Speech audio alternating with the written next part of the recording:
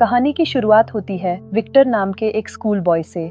Victor आज के ज़माने का एक स्कूल स्टूडेंट है, लेकिन वो आम बच्चों जैसा नहीं है।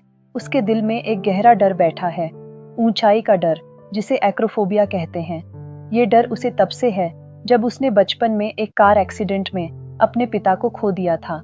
ये डर अब उसकी पहचान बन चुका था, एक ऐसी कमजोरी जिसे वो दुनिया से छुपाना चाहता था पर छुपा नहीं पाता था। एक दिन उसका स्कूल एक ट्रिप पर जा रहा था, माउंटेन पर सूर्य ग्रहण दिखाने। विक्टर का दिल डूब रहा था। वो नहीं जाना चाहता था, पर उसकी माँ ने उसे हिम्मत दी और भेज दिया। शायद वो जानती थी कि कभी कभी डर से भागना इंसान को और कमजोर बना देता है। ट्रिप पर विक्टर अपने दोस्त टॉम के साथ था। मस्ती, पटाखे और एक मेगाफोन, बस यही उनकी दुनिया थी। लेकिन जल्द ही उनका सामना एक पुराने पुल से हुआ। सबको वो पुल पार करना था। बाकियों के लिए ये एक एडवेंचर था, पर विक्टर के लिए ये एक सजा थी। पुल के बीचों बीच पहुंचते ही उसके पैर जम गए। दुनिया घूमने लगी और ऊंचाई का वो डर उस पर हावी हो गया। उसे चक्कर आ रहे थे। टॉम को उसे खींचकर वापस लाया और उसके क्लासमेट्स उस पर हंसने लगे। वो हंसी किसी तीर की तरह विक्टर के दिल में चुभ गई। बेइज्जती के उस एहसास से भागकर वो पास की एक चट्टान के पीछे छिप गया।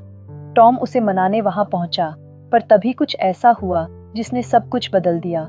सूर्य ग्रहण शुरू हो गया, आसमान में अंधेरा छाने लगा और जमीन एक जोरदार भूकंप से कांप उठी। इसी झटके में टॉम का पैर फिसला और वो चट्टान के किनारे से लटक गया। नीचे गहरी खाई थी। विक्टर उसे बचाना चाहता था। उसका दिल चिल्ला रहा था कि वो आगे जाए, पर उसके डर ने उसके पैरों में जंजीरें डाल दी थीं। वो अपनी जगह से हिल भी नहीं पाया। और तभी उस डर और बेबसी के पल में एक अनजान रोशनी का गोला, एक पोर्टल खुला और उसने विक्टर को अपने अंदर खींच लिया। जब विक्टर की आंखें खुलीं, तो वो उसी जगह पर था, उन्हीं चट्टानों के पास। लेकिन अब समय बदल चुका था। हवा अलग थी, माहौल अलग था। वो जादुई तरीके से 1000 साल पीछे साल 1120 की दुनिया में पहुंच चुका था। उसकी हैरानी अभी खत्म भी नहीं हुई थी कि उसने देखा पास में ही ओलेश्को नाम का योद्धा कुछ सैनिकों से फाइट कर रहा था। ओलेश्को उन पर भारी था, पर सैनिकों का लीडर अंडक एक बेरहम कमांडर था। उसने अपने सैनिकों के साथ मिलकर ओलेश्को को घेर लिया। विक्टर ये सब देख ही रहा था कि डर के मारे उसका पैर फिसला और वो चट्टान से नीचे आ गया। इसी बीच उसके बैग में रखा मेगाफोन चालू हो गया और उससे निकलती तेज अजीब आवाज ने सारे सैनिकों का ध्यान भटका दिया। बस इसी मौके का फायदा उठाकर ओलेश्को आजाद हुआ और उसने न सिर्फ अपनी जान बचाई, बल्कि जाते जाते विक्टर को भी अपने साथ ले गया। ओलेश्को उसके साथ अपने गांव पहुंचा, जहां विक्टर को देखकर सब हैरान थे। उसका पहरावा, उसकी बातें, सब कुछ उनके लिए अजीब था। गांव वालों को शक हुआ कि कहीं वो दुश्मन का जासूस तो नहीं, और उसे कैद कर लिया गया। उधर अंडक ने जब एक काले जादूगर शामन को अपनी नाकामी के बारे में बताया, तो शामन गुस्सा होने की बजाय खुश हो गया। अंडक ने उसे विक्टर के बारे में बताया था, खासकर उसकी जैकेट पर बने एक ड्रैगन के निशान के बारे में। वो निशान शामन के जादू का प्रतीक था, क्योंकि वो पोर्टल उसी ने खोला था। शामन समझ गया कि ये बच्चा कोई आम बच्चा नहीं है। यही वो चाबी है जो उसे स्टोन ऑफ पावर तक ले जाएगी, एक ऐसा जादुई पत्थर जो उसे दुनिया का सबसे ताकतवर इंसान बना सकता था। कैद में विक्टर अकेला और डरा हुआ था जब ओलेंका नाम की एक बच्ची उसके लिए खाना लेकर आई। ओलेंका के दिल में दया थी। उसने विक्टर को बताया कि वो साल 1120 में है। उनकी बात पूरी होती इससे पहले ही ओलेश्को वहां आ गया और विक्टर को अपने साथ एक परीक्षा के लिए ले गया। गांव वाले उसे नदी में फेंककर ये टेस्ट करने वाले थे कि वो जासूस है या नहीं। उनका मानना था कि अगर वो बेगुनाह होगा तो नदी की आत्माएं, वाटर स्पिरिट्स, उसे बचा लेंगी। पानी में गिरते ही विक्टर को लगा कि ये उसकी जिंदगी का आखिरी दिन है, पर चमत्कार हुआ। वाटर स्पिरिट्स ने उसे उठाकर नदी के बाहर फेंक दिया। ये इस बात का सबूत था कि उसका दिल साफ है।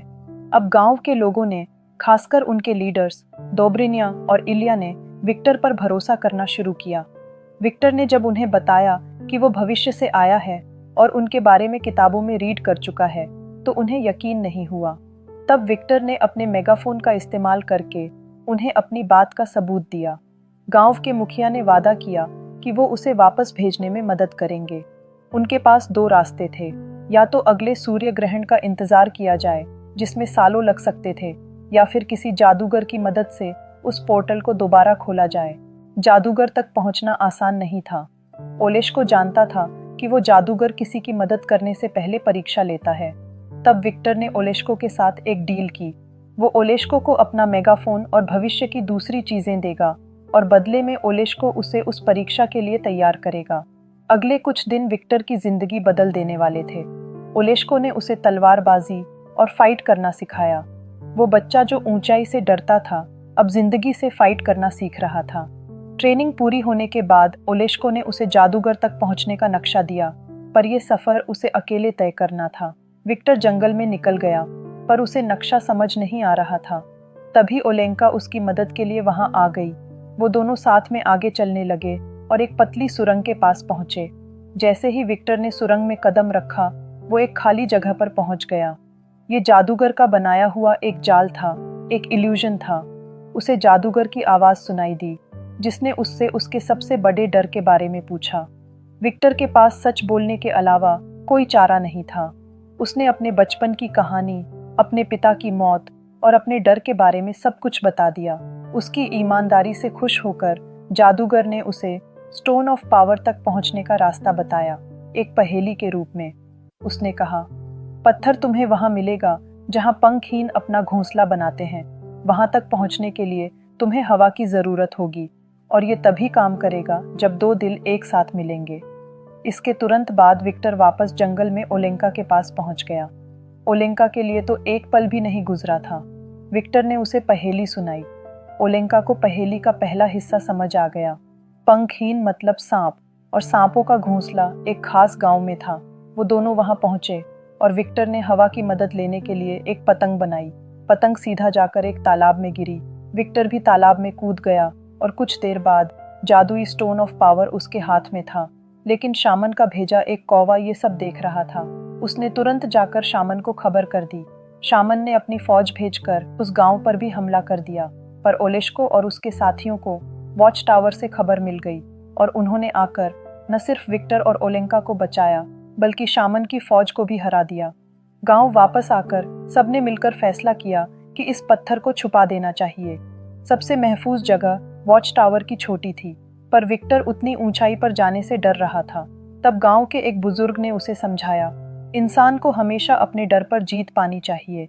विक्टर हिम्मत करके वॉच टावर पर गया। पहली बार उसने अपने डर का सामना किया था। पत्थर को वहां छुपा दिया गया, लेकिन शामन ने अपने जादू से उसका पता लगा लिया।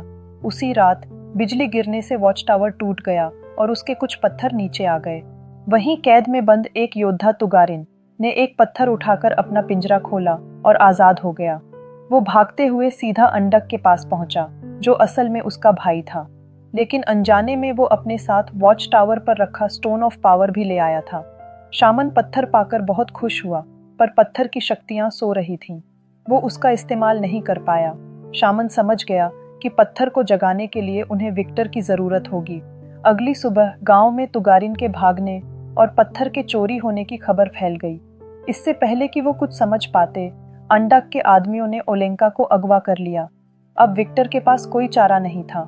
वो ओलेंका को बचाने के लिए अकेले ही दुश्मन के पास पहुंच गया। वहां अंडक ने उसे पत्थर को एक्टिवेट करने को कहा। विक्टर को कुछ नहीं पता था कि ये कैसे होगा, पर ओलेंका को बचाने के लिए उसने एक प्लान बनाया। उसने अपने बैग से पटाखे निकाले और झूठे मंत्र रीड करने लगा। फिर उसने पटाखे सैनिकों पर फेंक दिए। वो ओलेंका के साथ भागने ही वाला था कि अंडक उसके सामने आ गया। अब उसकी जिंदगी दांव पर थी। उसने अपना सारा ध्यान उस पहेली पर लगाया, दो दिल एक साथ मिलेंगे। अचानक उसके दिमाग की बत्ती जली। उसने ओलेंका को अपने पास बुलाया। जैसे ही उन दोनों ने साथ में उस पत्थर को छुआ, पत्थर की सारी शक्तियां जाग उठीं। चारों तरफ एक तेज रोशनी फैल गई। शामन ने वो पत्थर छीना और अपनी फौज को एक विशाल स्टोन गोलेम में बदल दिया। तुगारिन को विक्टर का अच्छा बर्ताव याद था, जब एक बार विक्टर ने बारिश के मौसम में उसके पिंजरे को कवर किया था। वो पल उसे आज भी याद था। उसने गद्दारी करके विक्टर और ओलेंका को वहां से भगा दिया, जिसकी कीमत उसे अपनी जान देकर चुकाई। विक्टर और ओलेंका गांव पहुंचे और सबको आने वाले हमले के बारे में बताया, पर उस स्टोन गोलम के सामने उनकी छोटी सी फौज कुछ भी नहीं थी। गोलम गांव को तबाह कर रहा था और शामन उसे कंट्रोल कर रहा था। तभी फिर से सूर्य ग्रहण का समय होने लगा। विक्टर के वापस जाने का पोर्टल खुलने वाला था। एक पल के लिए उसने जाने का सोचा, पर फिर उसने उस गांव, ओलेश्को और ओलेंका की तरफ देखा। ये लोग अब उसका परिवार थे। वो ऐसे नहीं जा सकता था। उसने फैसला किया, वो फाइट करेगा। ओलेश्को की मदद से वो वॉच टावर पर गया और वहां रखी अधूरी फ्लाइंग मशीन पर बैठकर सीधा उस चट्टान की तरफ गया जहां शामन था। आज पहली बार ऊंचाई का डर उस पर हावी नहीं हो पाया। उसने चट्टान पर पहुंचकर शामन को नीचे खाई में धकेल दिया। अब स्टोन ऑफ पावर उसके हाथ में था, पर तभी अंडक वहां पहुंच गया। विक्टर जानता था कि वो अंडक से फाइट नहीं कर पाएगा। उसने एक आखिरी फैसला किया। उसने पूरी ताकत से वो पत्थर नीचे झील में फेंक दिया। पत्थर के पानी में जाते ही स्टोन गोलम टूटकर बिखर गया। गुस्से में अंडक ने विक्टर को मारने की कोशिश की, पर ओलेश्को ने आकर उसे बचा लिया। सूर्य ग्रहण खत्म होने वाला था। ओलेश्को विक्टर को लेकर उस पोर्टल के पास भागा।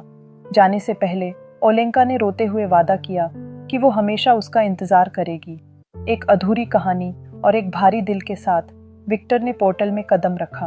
अगले ही पल वो वापस अपनी दुनिया में था, उसी चट्टान पर, उसी पल में जब उसका दोस्त टॉम नीचे लटक रहा था। लेकिन अब ये वो पुराना विक्टर नहीं था।